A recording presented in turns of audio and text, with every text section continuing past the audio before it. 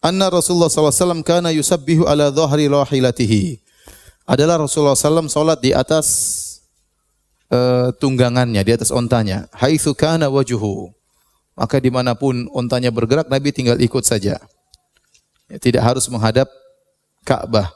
Yumi'u bi ra'sihi, Nabi memiringkan dengan kepalanya. Wa kana Ibnu Umar yaf'alu. Ibnu Umar juga demikian. Wa fi riwayatin kana yutiru ala ba'iri. Di dalam riwayat yang lain Rasulullah sallallahu alaihi wasallam melakukan salat witir di atas ontanya.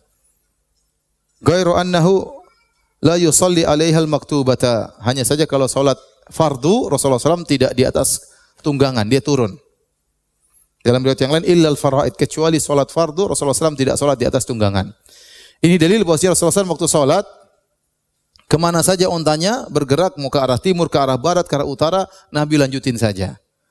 Sehingga kata para ulama, kalau seorang sedang salat sunnah, musafir, salat sunnah, maka dia bebas menghadap mana saja. Seorang yang sedang musafir melaksanakan salat sunnah, maka dia bebas menghadap mana saja.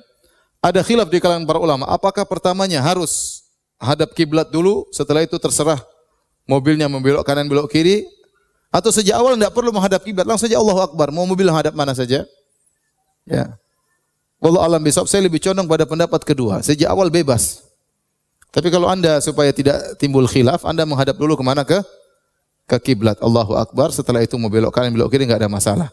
Tapi terkadang tidak mudah, seperti kita di pesawat. Pesawatnya entah arah mana, kita pingin sholat duha di pesawat, pingin sholat lail di pesawat, sholat malam di pesawat, sholat witir di pesawat, maka kita tinggal Allahu Akbar, terserah pesawat menghadap ke mana. Atau kita di bis, terserah bis menghadap ke mana.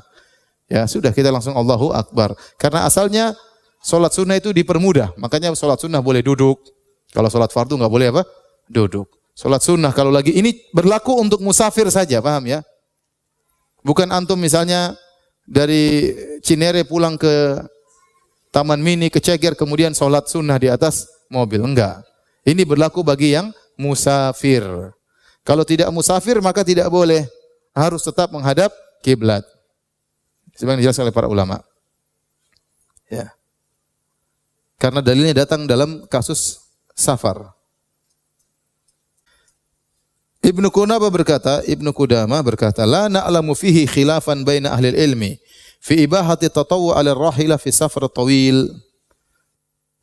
Bahwasanya kita tidak mengetahui khilaf di kalangan para ulama tentang bolehnya salat sunnah di atas kendaraan dalam safar yang panjang. Jadi kalau seorang musafir salat sunnah di atas kendaraan enggak ada masalah, di atas onta, di atas pesawat, di atas mobil, di atas bis, ya, di atas kereta api, ya. Apalagi kita ingin beribadah kepada Allah Subhanahu wa taala, kalau mau berdiri susah, menghadap kiblat susah, kita enggak tahu kiblat di mana.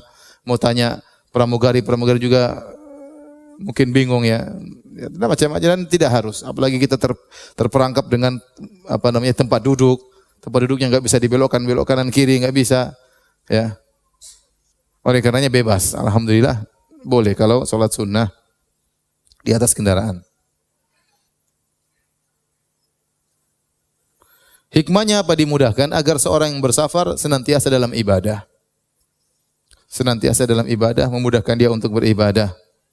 Ya. Demikian juga agar orang yang lagi beribadah tidak terhalangi untuk safar. Aduh, kalau saya safar saya susah salat malam. Safar aja, salat malam di mana saja enggak ada masalah, di atas kendaraan enggak ada masalah. Ustaz, kalau kita salat tidak tahu kiblatnya di atas kapal, boleh tidak kita menghadap kemana saja? Ya, kalau kita berusaha tahu, apalagi kalau kita kapalnya mudah kita untuk bergerak, ya. Beda dengan tatkala kita di atas onta tidak bisa bergerak, pesawat kita enggak bisa bergerak, ya. Tapi kalau kita bisa bergerak, usahakan kita menghadap ke kiblat. Salat sunnah maupun salat fardu. Tapi kalau salat fardu harus menghadap kiblat. Caranya bagaimana? Tanya kepada orang dan dia berusaha, dia berijtihad. Dia berijtihad kemana arah kiblat. Kalau dia sudah berijtihad, maka dia salat. Pertama dia tanya dulu kepada petugas, ini kira-kira kiblat mana? Waduh, saya juga enggak tahu. Kenapa enggak tahu? Saya juga enggak pernah salat. Ya sudah. Ya udah, kita berusaha cari tahu. Kemudian kita sholat, menghadap mana saja nggak ada masalah. Tapi kita berusaha dulu cari tahu, terutama sholat fardu. Ingat tadi pembicaraan kita tentang bolehnya sholat tidak menghadap kiblat itu kalau sholat apa? Sunnah sedang safar. Sunnah sedang safar. Kalau sholat fardu harus menghadap kiblat. Harus menghadap kiblat. Kecuali tidak memungkinkan. Selama masih mampu, maka kita harus menghadap kiblat. Maka kalau kondisi di kapal, kita tanyakan dulu di mana arah kiblat. Ya. Kenapa? Ya kalau di kapal memang ada tempat sholatnya, musolanya ada. Saya sering naik kapal dulu. Ya. Makanya kiblatnya berubah-ubah. Ada di atas tinggal di belok kanan, belok kiri. Ya. Kita masuk lihat sebelah mana. Ya, kita masuk Allahu Akbar. Terkadang orangnya lupa belokin. Ya udah kita sholat. Tahu-tahu lagi sholat orangnya belokin. Oh, ya petugasnya kurang apa? Ya kalau kita rubah aja, nggak ada masalah. Nanti akan kita bahas pada pertemuan berikutnya. Ya. Kalau naik pesawat yang ada musolanya cuma pesawat Saudi Airlines. Selain Saudi Airlines tidak ada musolanya. Maka ibu-ibu tentunya tatkala di tempat duduk tidak bisa menghadap apa? Kiblat. Aturannya sebenarnya begini, selama mampu menghadap kiblat, selama mampu berdiri harus menghadap kiblat. Harus selama mampu. Ya. Maka kalau antum mampu sholat berdiri, maka berdiri dalam pesawat. Ustaz malu saat dilihat orang. Bismillah aja nggak apa, Bismillah berdiri. Kalau memungkinkan. Kalau ternyata goyang maka duduk. Ya. Kalau pesawat tenang, tidak ada goyang sama sekali. Begini, kalau ternyata kita mampu, ini misalnya kita berangkat duhur dan asar, dan kita tahu kita mendarat di waktu asar, dan bisa dijamak, maka jamak aja, nggak usah sholat di pesawat. Tapi kalau ternyata kita tahu tidak bakalan bisa jamak, karena waktu akan hilang, maka sholat di pesawat. Semaksimal mungkin harus menghadap kiblat, harus bisa berdiri. Karena sholat fardu harus menghadap kiblat, harus berdiri. Kalau tidak memungkinkan, ya sudah jangan berdiri. Contoh kita berdiri goyang, ditegur sama pramugari, duduk mbak. Ya udah kita duduk ya. Duduk mbak, Allahu Akbar. Mbaknya takut juga. Nah, tergantung orang, ada yang kurus, ada yang gemuk. Kalau gemuk mungkin susah berdiri dan macam-macam ya.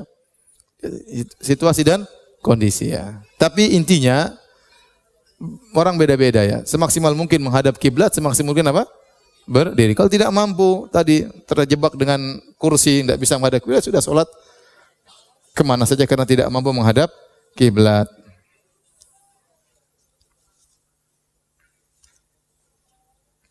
Ustadz, ketika kita mau sholat tapi tidak tahu arah kiblatnya, maka apakah sholat kita sah atau harus diulangi lagi? Tadi caranya harus cari tahu dulu, berusaha. Pakai HP, pakai kompas, nanya. Setelah mengira-ngira, kita sholat, tahu-tahu kita sadar setelah itu, ternyata kiblatnya salah, sholat tetap sah. Dengan syarat kita sudah berusaha. Tapi kalau tidak tanya-tanya langsung aja, tidak boleh. Harus tanya-tanya dulu, harus berusaha dulu. Kalau sudah berusaha, ternyata ketahuan belakangan sholat kiblatnya salah, tetap aja sah sholatnya.